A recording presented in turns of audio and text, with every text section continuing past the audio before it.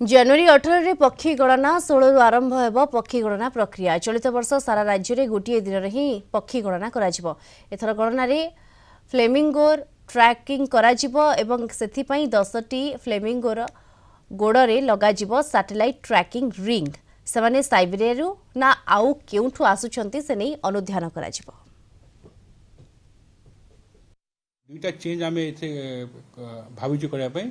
first thing तो last year कौन होता कि अलग अलग जगह अलग अलग दिन होता तो बट ये आम पूरा स्टेट रे गोटे दिन ही करूँ से 18 जनवरी हम जो जो आप पानी अच्छी भितरकनिका है हीराकुद है आउ से अंगुल अच्छी तो जो जो वाटर बॉडी से सेठी भी काउंट कर पक्षी आसछंती फ्लेमिंगो को से समस्ते कहते से आसछंती साइबेरिया आसी कि कोठी अच्छी से तो ताकू टेस्ट करने आम भावुँ ये आम दैट वी आर डिसाइडेड 5-6टा फ्लेमिंगो को